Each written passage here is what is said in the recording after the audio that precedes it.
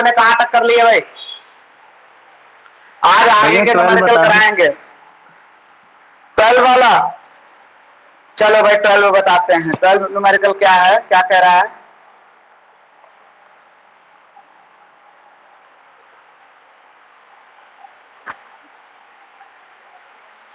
Twelve numerical कह रहा है, क्या कह रहा है 12 न्यूमेरिकल?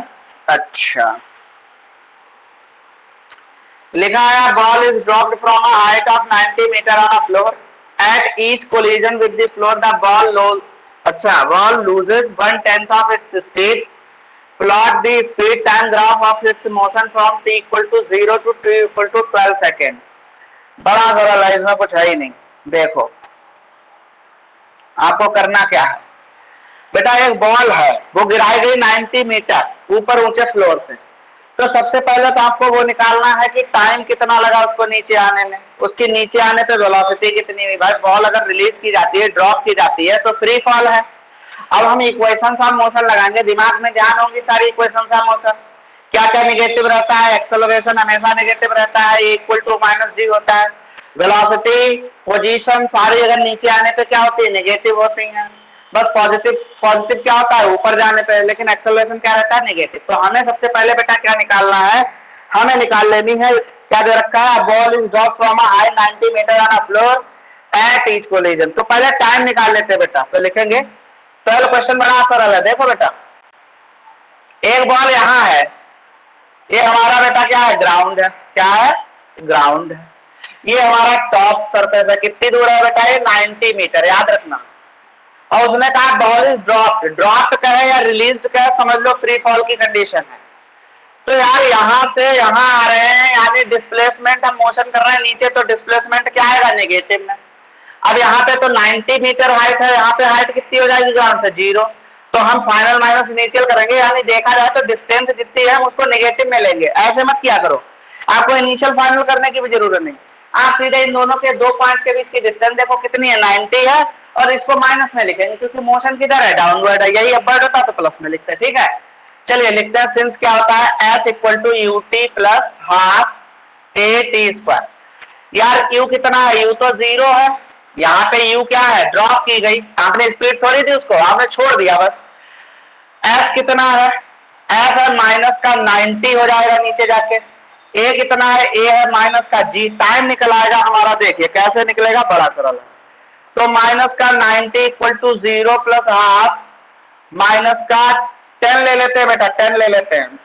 माइनस का 10 जी 10 ले लेंगे तो सरल हो जाएगा टी स्क्वायर। तो देखो माइनस से माइनस कैंसिल, तो 90 इक्वल टू हाफ इंटू 10। 10 9 या 90 है, टी स्क्वायर चल रहा है। टी स्क्वायर हो गया भाई 18। 18 हो गया टी स्क्वायर। टी स्क्वायर 18 का मतलब हुआ कि यहां से अगर आप इसका स्क्वायर रूट निकालोगे तो टाइम कितना आएगा? अंडर रूट 18 कितना होता है? 4। इसका निकालेंगे तो आंसर 4.3। अभी निकाल के देखते हैं कितना आएगा। 18।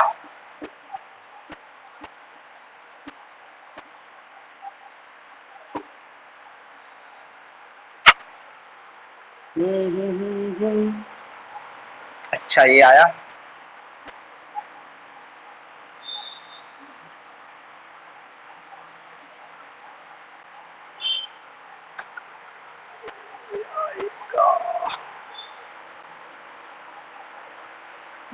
Four point two. अच्छा 4.2 सेकेंड आएगा। 2 सेकेंड 4.2 सेकेंड आ जाएगा इसका। ये टाइम आ गया। अब उसने क्या कहा है? उसने कहा है कि भाई साहब इतने टाइम के बाद वो नीचे आ गया। अब उसने कहा ये अपनी कितनी वेलोसिटी को लूज कर देती है? 1/10 वेलोसिटी को लूज कर देती है। तो यार हम यहाँ पे स्पीड निकाल लें इसकी, यहाँ पे कितनी स्पीड है निकाल लेंगे। बड़ा सरल है। क्या फॉर्मूला लगता है? सिंस v इक्वल टू क्या होता है? u plus A T. v कितना लेंगे भाई? v नीचे देखो यहाँ पे स्पीड आ रही है तो स्पीड लेंगे माइनस की v। u क्या है? 0। a कितना है? माइनस का g इंटू टी। अब तो t इक्वल टू हो जाएगा बेटा, इक्वल टू क्या हो जाएगा? g into T. g की वैल्यू 10 ले लो, t की वैल्यू तो अब देखो t की वैल्यू हम ये ले लेंगे अंडर रूट 18। चले बढ़िया रहेगा। अंडर रूट 18 √18 की वैल्यू कितनी है 4.2। तो वेलोसिटी हमारी आ गई कितनी 42 मीटर पर सेकेंड। यहाँ पे जो बॉल गिरी आके जो बॉल यहाँ पे आ रही थी, इस बॉल की वेलोसिटी यहाँ पे कितनी आएगी जब टकराएगी, इतनी। आया समझ में? यहाँ पे स्पीड कितनी, यहाँ पे स्पीड इतनी। तुम्हें एक चीज यहाँ से पता चल गई कि भाई साहब v प्रोपोर्शनल टू क्या है, t। अरे भाई वेलोसिटी जितना टाइम बढ़ेगा उतना वेलोसिटी बढ़ेगी, बिल्कुल सही बात है। अगर ज्यादा ऊंचाई से आप गिराते हो किसी बॉल को, अगर ज्यादा ऊंचाई से बहुत हाइट से आप ड्रॉप करते हो तो यार नीचे आते आते तक बड़ा सा धमाका होगा, और ऊंचाई चले जाओगे तो और तेजी से आएगी। 5 से अगर हम इस मार्कर को यहाँ से गिराते हैं तो धीरे स्पीड में गिरेगा, जाके नीचे जब टकराएगा तो इसकी स्पीड कुछ और होगी, और जब हम इसको 10 फीट ऊपर से गिराएंगे तो इसकी स्पीड जब गिरेगा तो और तेज होगी। मीन्स क्या हुआ, जितना टाइम लग रहा है मोशन में नीचे आने में उतनी स्पीड ज्यादा होगी। तो इसका मतलब यही तो निकला, ये तो कांस्टेंट होता है। ठीक है, अब हम क्या करेंगे, उन्होंने कहा कि बॉडी की स्पीड भाई 0 थी, अब 0 से क्या हो गई 42 मीटर पर सेकेंड हो गई। अब इन्होंने कहा क्या है, लिखा है पहले कोलिजन में। ठीक है, पहले कोलिजन में क्या करती है 1/10 स्पीड इसकी चली जाती है, तो 1/10 निकाल दो।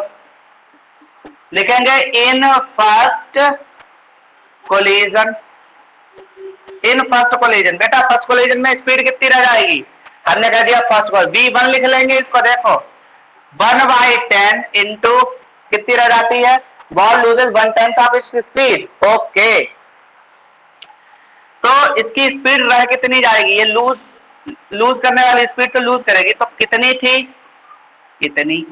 अरे समझ में आ रहा है मैं क्या कह रहा हूं, मेरा मतलब क्या है, इतनी स्पीड थी जब वो जमीन से टकराई।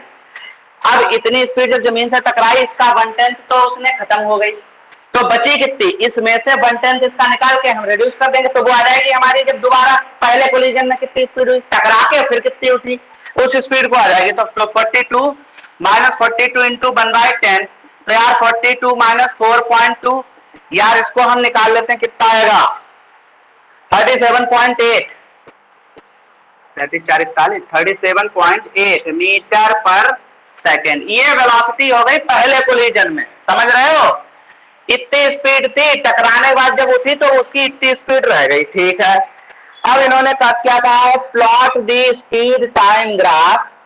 अच्छा, स्पीड टाइम ग्राफ,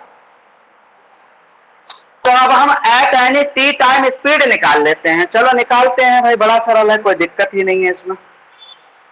चलिए निकालते हैं।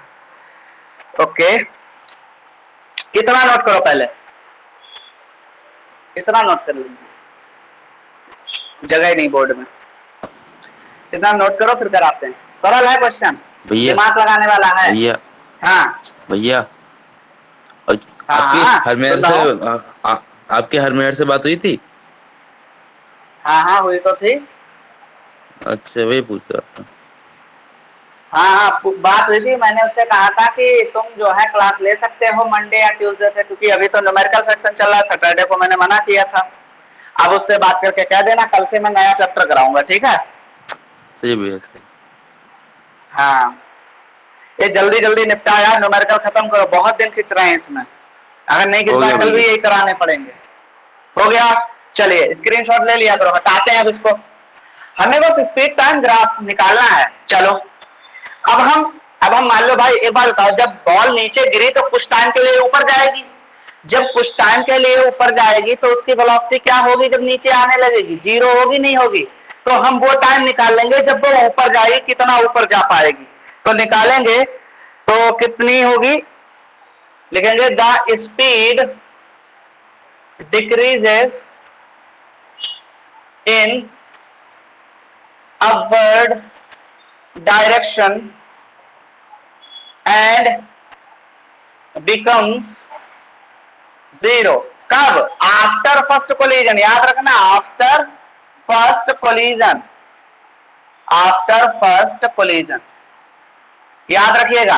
तो कितनी हो जाएगी, देखो V T equal to U minus, क्या होगा, ऊपर जा रही स्पीड प्लस में रहेगी, ये नीचे आई थी स्पीड, भाई ये नीचे टकराई थी तब पहली कोलिजन की स्पीड थी, तो ये कैसी रहेगी भाई, अब ये ऊपर जा रही है, इसी स्पीड से ऊपर जा रही है, तो इस स्पीड से ऊपर जा रही है, तो ये प्लस की 37.8 minus G into T, G T. अब एक बात बताओ, मान लो ये बॉल जो थी टकरा के इतना ऊपर उठी, टी टाइम तक गई, बेटा यहाँ पे उसकी स्पीड क्या हो जाएगी, जीरो। तो यानी ये टी टाइम के बाद उसकी स्पीड क्या हो जाएगी, जीरो। तो zero equal to 37.8 minus G into T. तो यहां से हमारा टाइम आ जाएगा जब दूसरे कोलिजन में बॉल कितनी देर तक उठी, कितनी ऊंचाई तक उठी, ठीक है। तो टी कितना आएगा, 37.8 अपॉन 10, यानी हो जाएगा T equal to 3.78 second, 3.78 second. ये आ गया हमारा, ये हमारा टाइम आ गया। चलिए ठीक है। अब भाई साहब पहले तुमने टाइम कितना निकाला था, आने में टाइम 4.3, ठीक। और भाई साहब दोबारा जो टाइम लगा वो कितना लगा, तो लिखेंगे hence total time, total time. Ball आपने ड्रॉप की, उसने कहा कि दोबारा कोलिजन के बाद हाईएस्ट पॉइंट तक जाने में और ऊपर से जब फेंकी थी, इस घटना में, इस मोशन में कितना टाइम लगा, तो पहले वो टाइम निकालो जब ऊपर से नीचे आई। अब आपने वो टाइम निकाल लिया जब नीचे से बाउंस होकर दोबारा ऊपर गई, वो इतना आया। तो टोटल टाइम इस चीज को होने में कितना लगा वो निकाल लेते हैं। कितना आया था, 4.2 प्लस 3.78, यानी जीरो लिख लेंगे इसको। तो क्या आ जाएगा, 8279437, 7.98 सेकेंड। अगर अप्रोक्सीमेट लिखे तो बेटा 8 सेकेंड टाइम लगा ये सब काम होने में, ठीक है। ये चीज लिख ली होगी आपने, हटा देते हैं। अब हमको क्या बनाना है भाई साहब, हमको ग्राफ बनाना है हाईएस्ट पॉइंट पे, ठीक है। अब हमको ग्राफ बनाना है। ये तो आ गया कितना, 8 सेकेंड, 8 सेकेंड पे वो भाई साहब 8 सेकेंड तक इतना हो गया। हमें ग्राफ बनाना कितने सेकेंड तक के लिए, 0 to 12 सेकेंड। हाईएस्ट पॉइंट पे वेलोसिटी हो गई 0, ठीक है। अब होगा क्या, फिर से बेटा अगर इनिशियल और फाइनल स्पीड जोड़ी जाए तो टोटल टाइम, एक बार बताओ, आपको मैंने उस दिन क्या पढ़ाया था, मैंने अपवर्ड मोशन पढ़ाया था। मैंने कहा था अगर किसी बॉल को आप यू स्पीड से फेंकते हो और वो हाईएस्ट पॉइंट तक जाती है और फिर वो लौट के आती है फिर से ग्राउंड पे, तो उसको कितना टाइम लगता है, जितना आने में लगता है उतना ही जाने में लगता है। कहा था मैंने कहा था अगर एयर रेजिस्टेंस को निगलेक्ट कर दिया जाए देन बॉडी क्या होती है, जैसे आपने इसको यहां से यू वेलोसिटी से फेंका और ये यहां गई, इसको टी टाइम लगा यहां तक जाने में, तो बेटा इसको आने में भी कितना टाइम लगेगा, यहां से जब आएगी टी टाइम ही लगेगा। यानी time of ascent equal to time of descent, आने का टाइम इक्वल टू जाने का टाइम, ठीक। तो यानी जितना टाइम इसको बेटा ऊपर उठने में लगा था, पहला कोलिजन जो हुआ था, पहले बॉल भाई 90 मीटर से यहां गिराएगी, फिर से देखिए बॉल का हुआ बेटा कोलिजन, कोलिजन होकर कितनी उठी, जो भी हाईएस्ट पॉइंट तक गई उसको टाइम कितना लगा, हमने निकाला कितना लगा, 3.78 सेकेंड। अब बेटा जब ये नीचे फिर से गिरेगी तो इसको टाइम आने में कितना लगेगा, उतना ही टाइम लगेगा, क्योंकि यही तो केस हो जाएगा, जिस स्पीड से फेंकी उसी स्पीड से गिरेगी, जिस टाइम तक गई उतना टाइम आने में लगेगा। तो यानी फिर से जब टकरा के गिरेगी आके तो टाइम कितना लगेगा, कितना टाइम लगेगा। तो निकालेंगे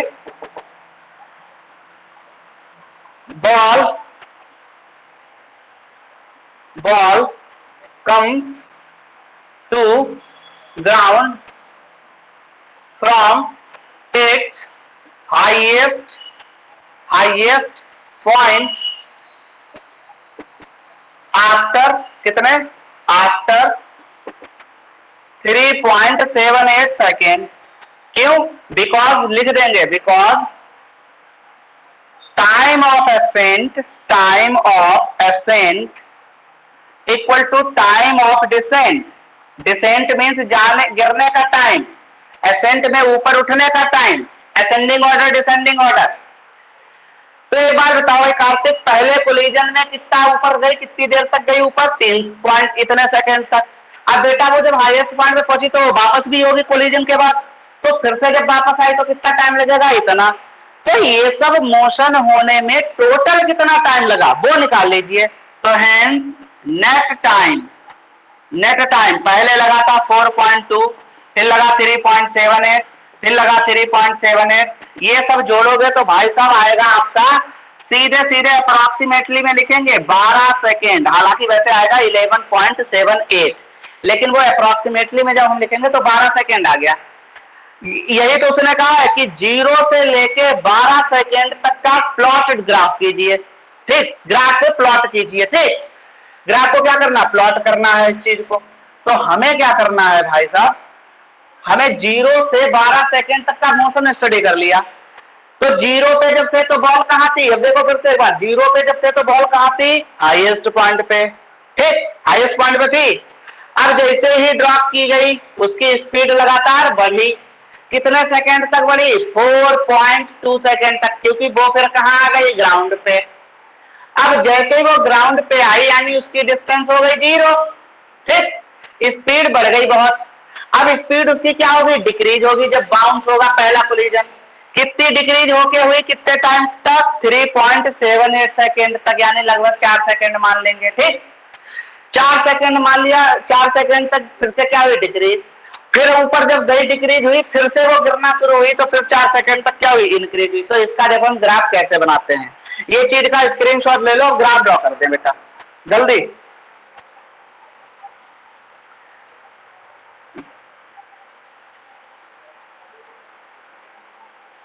जल्दी बेटा कर लो, ग्राफ बनाते हैं, वेलोसिटी टाइम ग्राफ या स्पीड टाइम ग्राफ।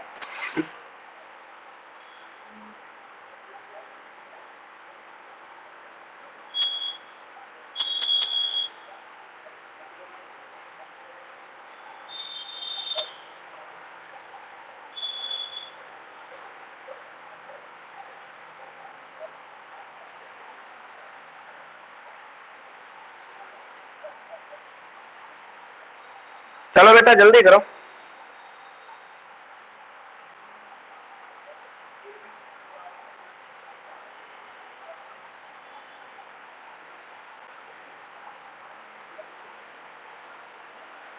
अगर जी की वैल्यू 9.8, अगर जी की वैल्यू आप 9 पॉइंट लोगे तो थोड़ी बहुत वैल्यू वेरी कर जाएंगी। अभी यहाँ 11.78 आ रहा है, तो जी की वैल्यू जब 9.8 लोगे तो करीब 12 पॉइंट बना जाएगी। आप चेक करके देख लेना, तो कंफ्यूज मत होना। हो गया, चलिए अब ग्राफ बनाते हैं, देखो बड़ा सरल है।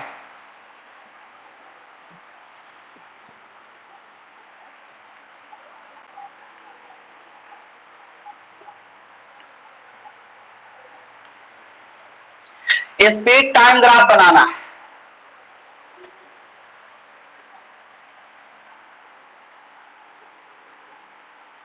टाइम कितना लगा, 12 सेकेंड, यानी 12 सेकेंड तक की स्पीड का बताना है। टी हो गया सेकेंड्स में, इधर हो गई भाई साहब हमारी स्पीड हो गई मीटर पर सेकेंड। स्पीड मैक्सिमम कितनी गई थी, 42। तो 42 बनानी, तो यानी 50 तक बना लेते हैं। चलिए कोई बात नहीं, 50 तक बना लेते हैं।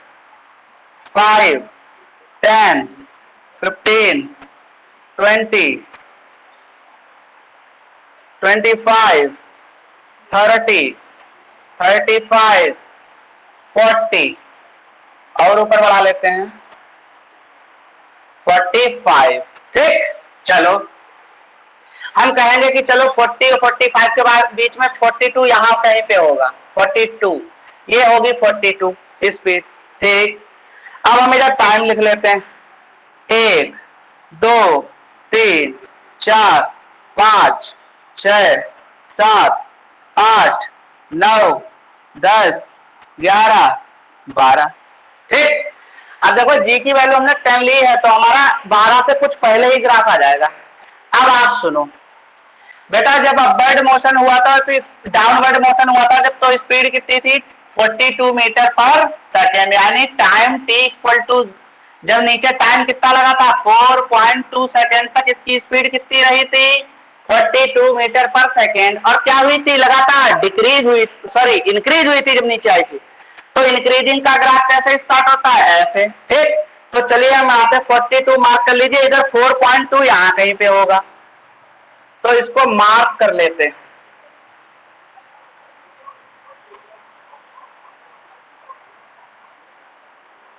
ये यहां पे मार्क हो रहा है। अब इस चीज को यहां से मिला दीजिए, मिला दिया, इसको हटा दो, कोई जरूरत नहीं, ये पेंसिल से बनाए जाते हैं ग्राफ इसीलिए। ठीक, चलो तो इसको लिख दिया हमने खूब अच्छे से। अब बढ़िया करके, ये कितनी स्पीड है बेटा, 42 मीटर पर सेकेंड।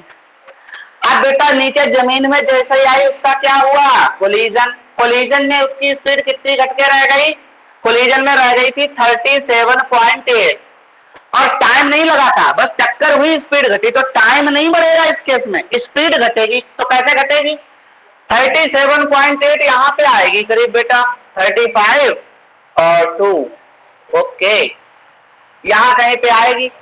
तो हम यहां पे ऐसे मार्क कर लेते हैं ये ग्राफ को ऐसे, ये हमारा ग्राफ हो गया। चलिए ये लिखेंगे यहां पे कितनी स्पीड है 37.8 मीटर पर सेकंड, ये कोलिजन के बाद इतनी घटी स्पीड, ठीक। चलो इतनी घट गई है स्पीड, बहुत बढ़िया रहा, बहुत बढ़िया। इस चीज को आप ऐसे इसको मार्क कर लीजिए। ये हमारा कितना टाइम है 4.2 सेकेंड, ठीक। अब क्या हुआ बेटा, कोलिजन तो हो गया, स्पीड कितनी रह गई बॉल की, अब यहाँ पे इतनी रह गई। अब इसके बाद बॉल की स्पीड क्या हुई, बॉल ऊपर गई, ऊपर जाने पे क्या होगी, स्पीड लगातार डिक्रीज होगी। आपको पता है बर्ड मोशन में स्पीड धीरे धीरे डिक्रीज होने लगती है, तो कितनी डिक्रीज होगी, कितने टाइम तक डिक्रीज हुई, अभी निकाला था 3.78, यानी हम मान लेंगे 3.8 सेकेंड तक तो डिक्रीज हुई। तो यार अगर 4.2 में बेटा 3.8 ऐड करो तो 4 3 7 और 8 2 10, यानी 8 सेकेंड तक इसकी डिक्रीज हुई। तो 8 सेकेंड कहां पे है ये, तो यहां से इस ग्राफ को मिला दीजिए, यहां से इस ग्राफ को मिला दीजिए।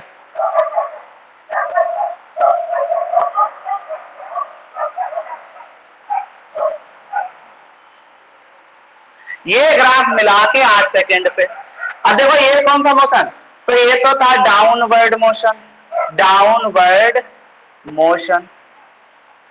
ये कौन सा मोशन है, ये अपवर्ड मोशन है, अपवर्ड मोशन। अब जब ऊपर गई कोलिजन के बाद, टक्कर के बाद, भाई एक बाउंस लिया ऊपर गई, अब वो नीचे भी तो आएगी, तो नीचे आने में भी कितना टाइम लगेगा, इतना ही टाइम लगेगा। यानी 12 के क्लोज 11.8 कहां पे होगा, यहां पे कहीं होगा, ये यहां पे होगा 11.8 सेकेंड। इस चीज को ऐसे लिख लेना। तो यानी कितनी स्पीड से, उतनी ही स्पीड से चलिए। तो हमारा ग्राफ कहां जाएगा अब, भाई स्पीड उसकी उतनी ही रहेगी 37.8। क्योंकि बेटा एक बात बताओ, हमने क्या पढ़ाया आपको, हमने कहा बॉडी जिस स्पीड से ऊपर जाएगी उसी स्पीड से नीचे भी गिरेगी आके जमीन पे। तो अगर जमीन पे गिरेगी जाके तो कितनी स्पीड से, यही मैच होगा पॉइंट। आगे बढ़ा लेते हैं इसको, इसको यहां से मिला देते हैं।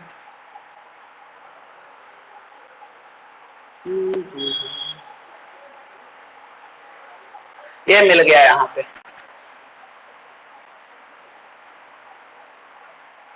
यानी इस ग्राफ को यहां से मिला दीजिए।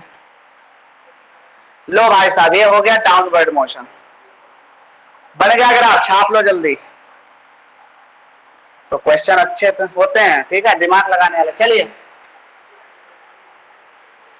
जल्दी स्क्रीनशॉट ले लो, बाद में करना घर पे। एक क्वेश्चन कराने में 45 मिनट निकल गया, आधा घंटा निकल गया। कल भी कराएंगे एक क्वेश्चन, अभी जब चैप्टर तब तक आप भी करके लाओ, हम भी करवाते हैं, ठीक है। ऐसे छोड़ेंगे नहीं, पता लगा फिर छूट जाते हैं न्यूमेरिकल, तो बेटा छूट ही जाते हैं, तो छुड़वाने नहीं है हमें। न्यूमेरिकल की कॉपी अलग बनाइएगा आप लोग।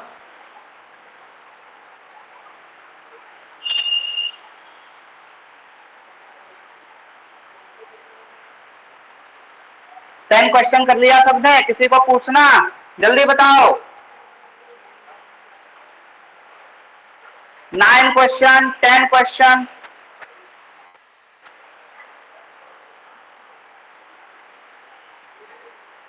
टेन क्वेश्चन बहुत अच्छा है। अब मैं बता रहा हूं कौन कौन से घर से करके लाने हैं। अभी मैं लिखते ही जाता हूं, बोलते क्या जाता हूं। 10 तो करना ही करना है, 11 भी करना है, 12 कर ही लिया,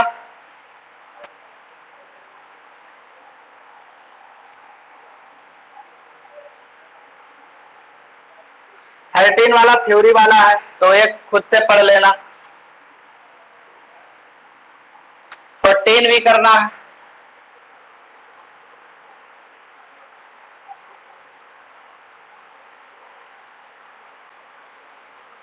फिफ्टीन थियरी वाला है, अपने आप पढ़ना। सोल्यूशन ना समझ में आए तो हमसे पूछ लेना, ठीक है। एचएल और ओरा में सोल्यूशन दे रखे होते हैं, अगर थियरी वाली चीजें समझ में ना आया करें तो उसका पूछ लिया करो, वरना कि रीजन वाला है तो यार ये तुम्हारा 13 और जो जिन पर सर्कल कर रहे हैं ये थियरी वाले हैं।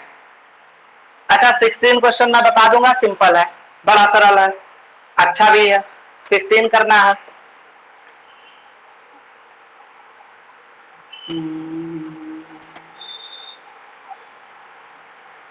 ओके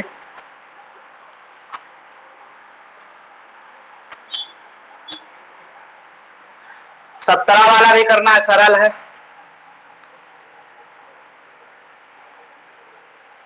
हम्म, 18 भी करना है,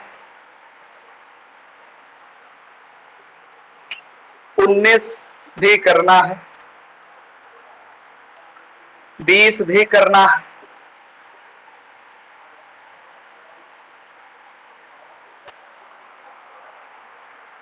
21 भी करना है और 22 भी करना है। 22 भी सरल है। ये सब सरल क्वेश्चन है यार, 21 22। चलिए अब एडिशनल में कौन से करने हैं वो हम बता देते हैं। प्रिविलेज था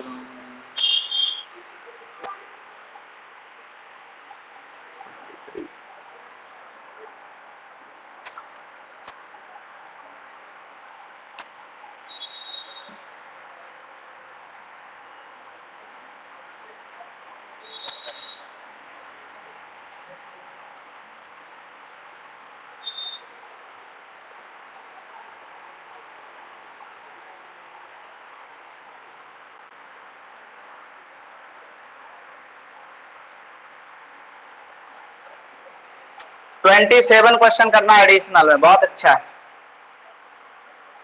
27 क्वेश्चन, 28 करना है।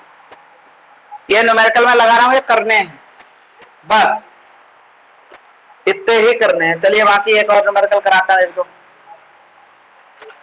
अच्छा अब कौन सा बेटा बचा है, चलिए हटाता हूं मैं इसको। ये नोट कर लिया, नोट कर लेना, ये इतने करने हैं आपको, टिक मार लिया करो एनसीईआरटी में, बस इतने ही करने हैं। 2-4 छोड़ने हैं क्योंकि वो उस लायक नहीं है जो आए कभी एग्जाम में, खाली माता बच्ची करने वाले हैं। चलिए अच्छा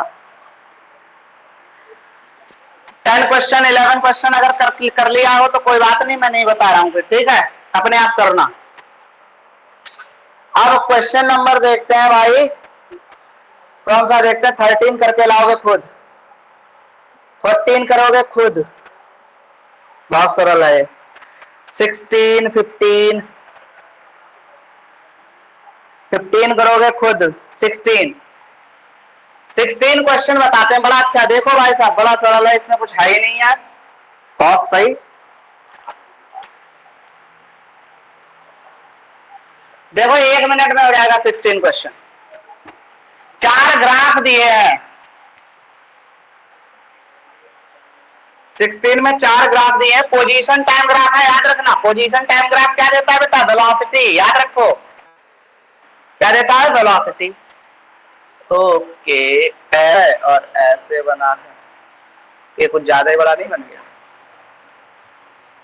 अब ठीक है, अभी भी बड़ा है, छोड़ा करो यार इसको। अब चलो सही है, इतना बड़ा चलता है, ठीक। कोई बॉडी ऐसे है, ऐसे जा रही है, ऐसे जा रही है, ऐसे जा रही है, ऐसे जा रही है, पोजीशन टाइम ग्राफ है एक्स टी। ये पहला सवाल। दूसरा सवाल देखो,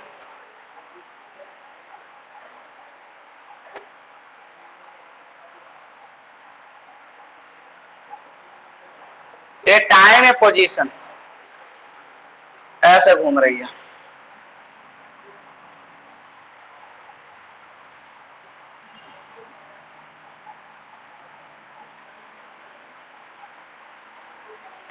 ये स्पीड दे रखी है, स्पीड और टाइम याद रखना, ये भी वेलोसिटी और टाइम।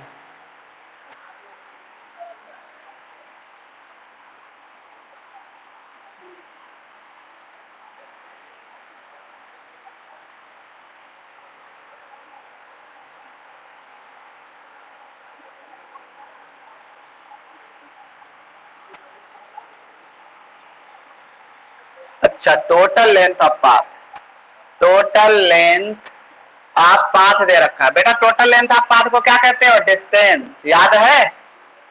बहुत सही है, टाइम। अब देखो इन सब चीजों की वजह से क्या क्या चक्कर हो।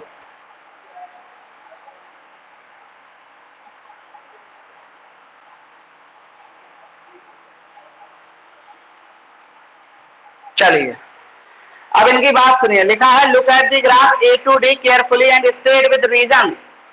रीजन भी लिखना है। Which of this can not possibly represent one dimensional motion of the particle. बहुत अच्छा क्वेश्चन है, बहुत इंपॉर्टेंट भी है, अच्छे हैं, इंपॉर्टेंट भी है। अब आप एक चीज देखो, आपने दो चीजें पढ़ी हैं कि भाई साहब वेलोसिटी कैसी क्वांटिटी है? वेक्टर क्वांटिटी है जिसकी नेगेटिव वैल्यू भी हो सकती है, पॉजिटिव वैल्यू भी हो सकती है, जीरो वैल्यू भी हो सकती है। ठीक। डिस्टेंस एक कैसी क्वांटिटी है? स्केलर क्वांटिटी है जिसकी सिर्फ पॉजिटिव वैल्यू भी होती है। ठीक है। दूसरी बात, स्पीड कैसी होती है? स्केलर क्वांटिटी होती है, तो इसकी भी क्या होती है बेटा? नेगेटिव वैल्यू नहीं हो सकती। क्लियर है? अब देखो पहला ग्राफ देखते हैं, पहला ग्राफ का आंसर लिखते हैं। आंसर तो पहली बात तो है नॉट पॉसिबल। क्यों? इसका रीजन है, देखो बेटा, बेटा पोजीशन टाइम एक्स क्या होती है? पोजीशन। पोजीशन टाइम ग्राफ क्या बताता है? वेलोसिटी। अगर आप यहाँ पे कोई लाइन खींचेंगे बेटा, देखो आप यहाँ कोई एक लाइन ड्रॉ करें, तो ये लाइन बेटा सेम टाइम पे, आप देख लीजिए, सेम टाइम पे दो वेलोसिटी दे रही है। भाई पोजीशन और टाइम का ग्राफ क्या देता है? वेलोसिटी। तो ये सेम टाइम पे दो वेलोसिटी दे रही है। क्या दो वेलोसिटी एक ही टाइम पे पॉसिबल है किसी बॉडी की? नहीं। तो लिखेंगे इसका रीजन क्या है बेटा? रीजन क्या है? At the same time two velocities are not possible. Not possible. आई बात समझ में? अरे किसी टाइम पे देख लो भाई साहब, किसी टाइम पे तुम स्पीड वेलोसिटी देख लो। हमने कहा मान लो इस टाइम पे हम देखेंगे, तो इस टाइम पे ऐसे ऐसे हमने परपेंडिकुलर ड्रॉ किया, यहां भी वो टच कर गया, यानी दो जगह वो टच कर गया। जब दो जगह वो टच कर गया तो दो वेलोसिटी हो गई, जबकि दो वेलोसिटी पॉसिबल ही नहीं है किसी भी बंडी मोशन के लिए। बंडी मोशन कैसा होता है? एक ही वेलोसिटी होगी एक टाइम पे। आई बात समझ में? तो ये है बंडी मोशन, तो ये नॉट पॉसिबल। तो ये ऐसे करके लिखेंगे, body motion is not possible. ये आंसर हो गया और ये उसका रीजन हो गया। At the same time two velocities are not possible. दूसरा देखते हैं, देख लो भाई साहब दूसरा। यहां भी वही हालत है, यहां भी क्या है? वही हालत है। एक टाइम पे वेलोसिटी नहीं है, दो। अगर यहां एक हम क्या करें? ड्रॉ करें एक्सिस, वेलोसिटी के पैरेलल एक्सिस पर ड्रॉ करें, तो बेटा दो देखो वेलोसिटी मिल गई। अब एक तो पॉजिटिव वेलोसिटी मिल गई, एक मिल गई बेटा नेगेटिव। ये नेगेटिव क्वाड्रेंट होता है नीचे, तो एक ही टाइम पे दो वेलोसिटी फिर से पॉसिबल नहीं है। तो लिखेंगे पहली बात तो नो। नो का मतलब नॉट पॉसिबल। रीजन क्या लिखेंगे? लिखेंगे इन बंडी motion a particle cannot have two velocities at the same time।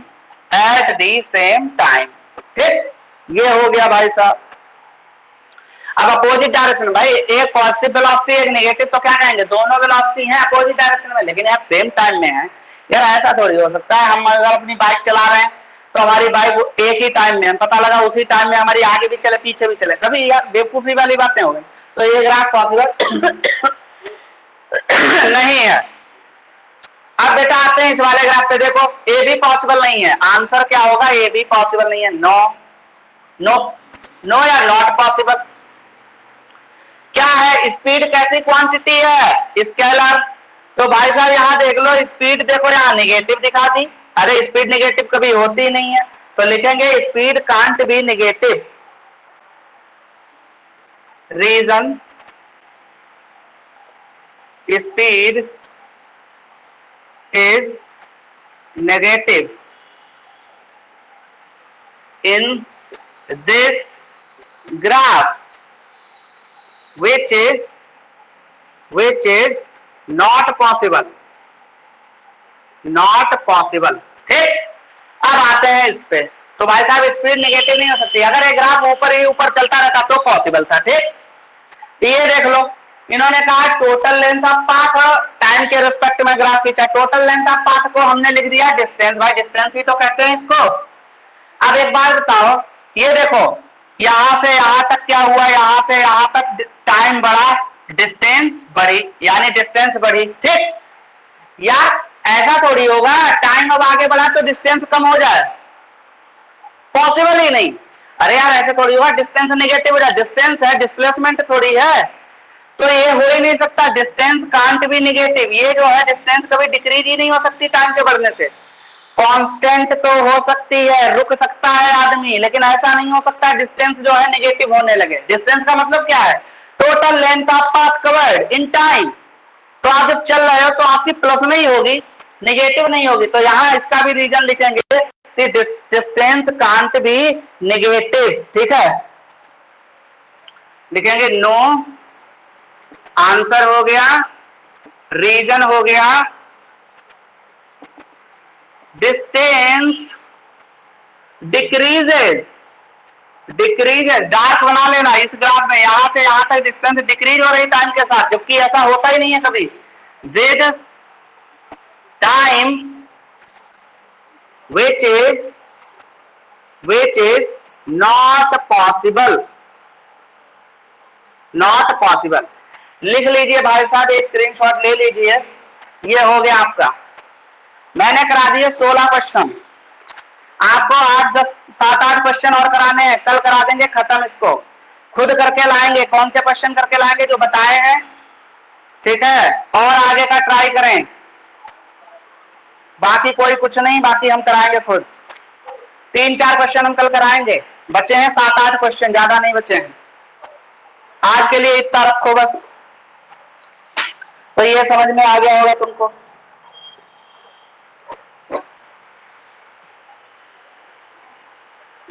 ये क्वेश्चन इंपॉर्टेंट है, आज आते हैं बेटा। अभी जाना मत आप लोग, देख टाइम कितना हो गया, 56, अभी है 5 मिनट, नोट कर लो। अच्छा इसको फिर कराते हैं, 1-2 क्वेश्चन और ही करा देते हैं, करा ही देते हैं।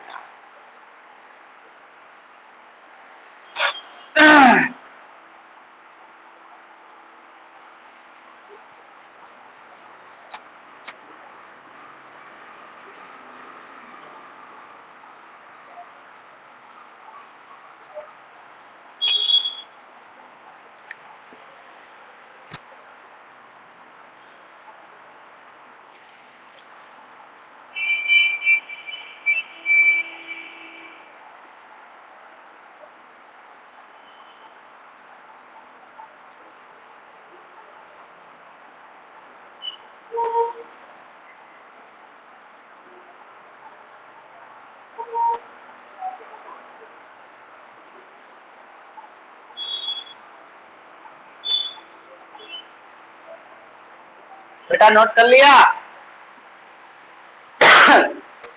आयुष? हाँ भाई, नोट कर लिया? हाँ। चलो चलो चलो करते हैं नेक्स्ट क्वेश्चन।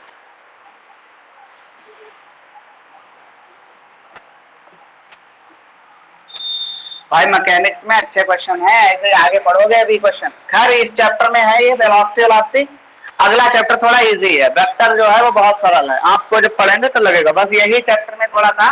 और एक चैप्टर है फोर्स एंड फ्रिक्शन वगैरह। अब मैकेनिक्स है भाई 11th क्लास में, तो मैकेनिक्स के साथ तो पंगा लेना ही पड़ेगा आपको। समझ में आ गई तो मजे भी आते हैं, नहीं समझ में आई तो ऊपर से, ठीक है, निकल जाती है। तो इसको समझने के लिए ऐसा नहीं सिर्फ टीचर मेहनत करेगा, आपको घर पे पढ़ना पड़ेगा, एक बार नहीं 10 बार रिवीजन करना पड़ेगा, समझना पड़ेगा हर चीज को कि भाई आखिर वेलोसिटी, स्पीड, ये सब चीजें क्या है, टाइम के साथ कैसे वेरी करती हैं, आपको सब पढ़ा रखा है।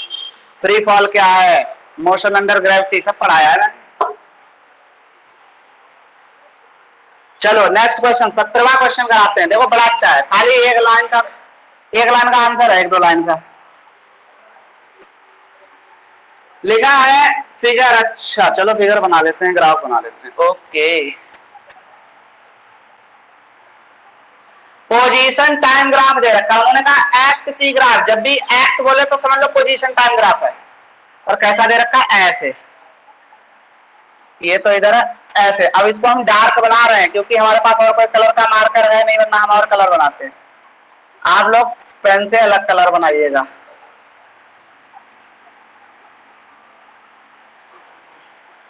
ठीक, चलिए ये लाइन डार्क यहां से यहां तक। चलो ये 0 है। अब इनकी बात सुनो, इन्होंने कहा क्या है? इन्होंने कहा है इज इट करेक्ट टू से from the graph that the particle moves in a straight line for t less than 0। अच्छा t लेस देन 0 का मतलब t है निगेटिव, तो t लेस देन 0 होगा इधर, t ग्रेटर देन 0 किधर होगा? इधर। 0 का मतलब टाइम पॉजिटिव, टाइम इधर क्या है? नेगेटिव। अभी इनकी बात सुनो, अब कहा क्या है? लिखा है moves in a straight line for t less than 0, यानी उन्होंने कहा क्या ये पॉसिबल है कि ये पार्टिकल स्ट्रेट लाइन मूव कर रहा है इस पाथ के लिए? और t ग्रेटर देन 0 के लिए पैराबोला। अब पैराबोला हम लोग कोऑर्डिनेट में पढ़ोगे, ये कोण को ये वो होते हैं, कर्व होते हैं। ऐसे ये होता है पैराबोला, ये होता है हाइपरबोला, ये होता है एलिप्स और ये होता है सर्कल। तो पैराबोला ये शेप का होता है, ये बोलो तो ये सिंगल, और जब दोनों एक साथ होते हैं तो हाइपरबोला हो जाता है। ठीक, चलिए तो इन्होंने इनकी बात सुनो, इन्होंने कहा क्या ये पॉसिबल है कि position time graph t greater than 0 के लिए पैराबोला पाथ बनाए और t लेस देन 0 के लिए स्ट्रेट लाइन बताए? तो आपको मैंने खूब चीख चीख के पढ़ाया है, पोजीशन टाइम ग्राफ क्या देता है? बताओ कोई लोग, पोजीशन टाइम ग्राफ क्या देता है? कार्तिक, पोजीशन टाइम ग्राफ किसी भी पार्टिकल का क्या रिप्रेजेंट करता है? बताओ। डिस्प्लेसमेंट। एक झापड़ मारा खींच के दिमाग बाहर आ जाएगा। डिस्प्लेसमेंट करता है, पोजीशन ही डिस्प्लेसमेंट है गधे, नहीं तो है? अकल नहीं तुझे? वेलोसिटी कितनी बार बताएंगे? डिस्टेंस टाइम ग्राफ जो है स्पीड बताता है, और पोजीशन टाइम ग्राफ या डिस्प्लेसमेंट टाइम ग्राफ वेलोसिटी बताता है। कितनी बार सीख रहा हूं यार, समझ में नहीं आता तुम्हारे? कुछ तो अकल सीखो इन सब चीजों की। पोजीशन का मतलब क्या है? डिस्प्लेसमेंट है। डिस्प्लेसमेंट और टाइम का ग्राफ क्या बताता है? वेलोसिटी बताता है। और इन्होंने कहा है कि भाई पाथ बताया है, तो डिस्प्लेसमेंट टाइम ग्राफ क्या बताता है? वेलोसिटी। इनके अकॉर्डिंग क्या बताया? तो इट इज नॉट पॉसिबल। तो लिखेंगे क्या लिखेंगे भाई? No, it is not correct, not correct, not correct, it is not correct to say that for t less than 0 particle moves in a straight line। Straight line वही चीज लिखनी जो उसमें लिखी, स्ट्रेट लाइन, बस ये चीज बढ़ा लेनी। No, it is not correct, particle moves in a straight line and for t greater than 0 on a parabolic path। अब इसका रीजन भी तो लिखेंगे, क्यों? नो तो कह दिया, because x T graph describes velocity, याद रखना, velocity of particle, not trajectory। Trajectory का मतलब पाथ, ट्रेजेक्टरी का मतलब क्या होता है? पाथ। ठीक, तो पोजीशन टाइम ग्राफ जो है वेलोसिटी बताता है, ट्रेजेक्टरी नहीं। इन्होंने कहा है ट्रेजेक्टरी बता दी है, तो इसीलिए ये करेक्ट नहीं है। अब इन्होंने कहा कि एक वे सजेस्ट करिए, तो फिर ये क्या बताता है? कैसा ग्राफ हो सकता है? तो ये ग्राफ हो सकता है बेटा फ्रीली फॉलिंग बॉडी के लिए। ये ग्राफ जो होगा हमारा किसके लिए हो सकता है? फ्रीली फॉलिंग बॉडी के लिए, जो हमें ड्रॉप की जाए ऊपर से। लेकिन उसके लिए कंडीशन है। कंडीशन क्या है भाई? अगर यहां से ग्राफ भागता, तो हमें क्या पोजीशन लेनी पड़ेगी? लिखेंगे it is possible for a body dropped freely under gravity कब? इफ अगर हम उस बॉडी की पोजीशन को जीरो ले लें t time equal to zero पे। भाई यहाँ पे x क्या होगा? जीरो, टाइम भी क्या होगा? जीरो। तब ये जो ग्राफ बताएगा वो फ्री फॉल का होता। तो फ्री फॉल का ग्राफ याद रखो, यही होता फ्री फॉल का ग्राफ। ठीक है, आई बात समझ में? चलिए तो लिखेंगे if we take x equal to zero at t equal to zero. अरे गधे, कार्तिक पढ़ाकर दिमाग नहीं चलाता है तू भाई, ऐसे नहीं होंगे सवाल। सवाल बनेंगे, बड़ी मेहनत करनी पड़ती है फिजिक्स में। चलो इसको नोट कर लो, ऐसे बनाओगे। पोजीशन को तुम डिस्प्लेसमेंट ग्राफ बता दोगे, पोजीशन टाइम को। अरे यार, पोजीशन को डिस्प्लेसमेंट ही होती है पोजीशन। दिमाग लगाओ कुछ, हम इतना चीख रहे हैं आप लोग सुन ही नहीं रहे। ऐसे काम नहीं चलेगा।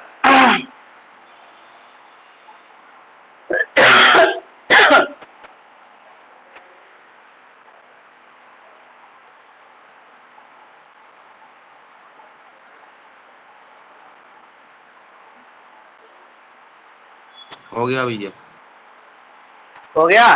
अब बेटा बाकी जो है घर से ट्राई करो, जो ग्राफ वाले हैं खासकर वो आप घर से ट्राई करिए बेटा, ठीक है। और कल मिलते हैं, कल भी न्यूमेरिकल ही कराएंगे।